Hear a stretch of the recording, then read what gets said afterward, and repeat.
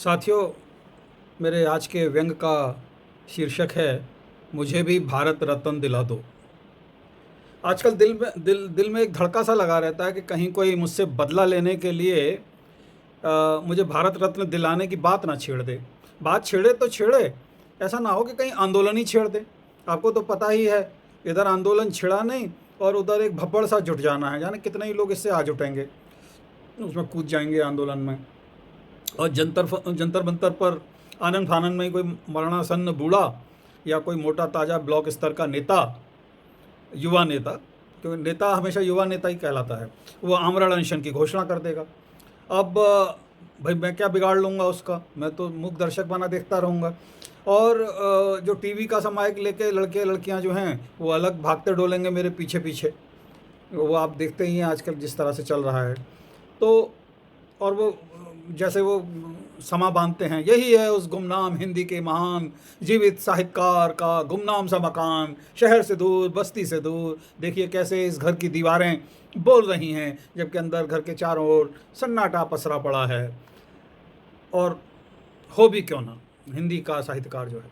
मुंबई कोलकाता जैसे महानगरों में जो कैंडल मार्च वाले हैं और जो कैंडल बेचने वाले हैं उनकी अलग बनाएगी। लेडीज़ लोग अलग तैयार होकर बैठी हैं कि कब कैंडल मार्च हो और वो अपना क्या बोलते हैं उसको, पार्लर वार्लर से होकर आएँ और टीवी की लाइव कवरेज मिले उन्हें।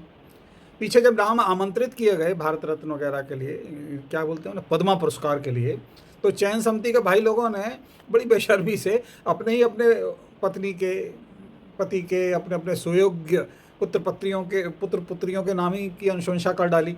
सच तो यह है, अब उनका भी क्या कसूर है। हमारे यहाँ कहावत ही इस तरह की है कि चैरिटी बिगिंस एट होम। तो अब चैरिटी बिगिंस एट होम है तो भाई फिर कहावत झूठी नहीं पड़ जाएगी अगर वो अपने बच्चों का ख्याल नहीं रखेंगे तो। अब फ़र्ज़ करो मुझे ही अगर अपने लखते जिगर के लिए सिफारिश करनी होती तो आसान था।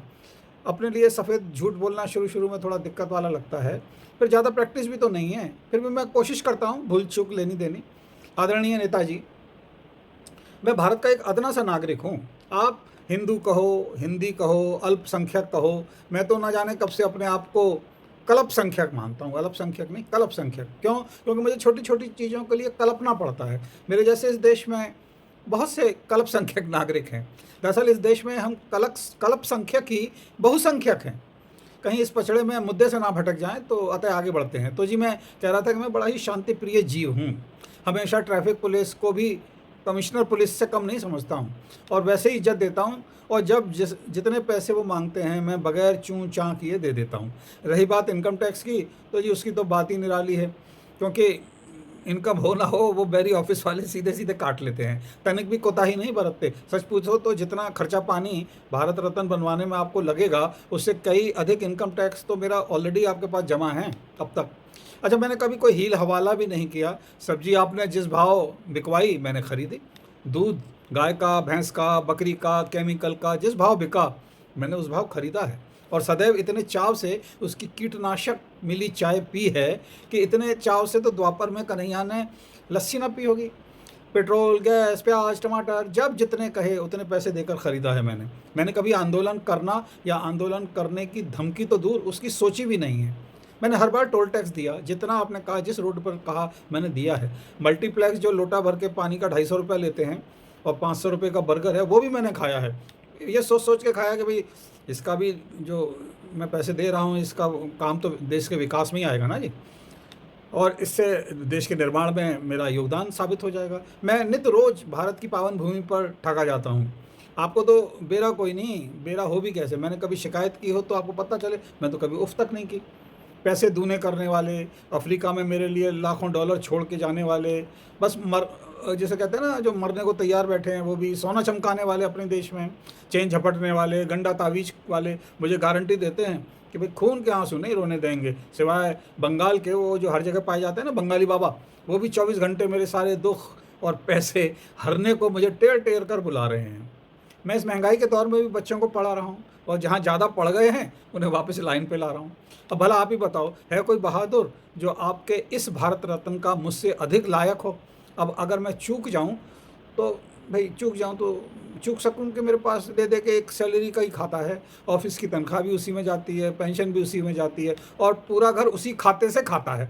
इसके अलावा दूसरा खाता ना तो स्विट्ज़रलैंड में है जी और ना किसी और लैंड में है।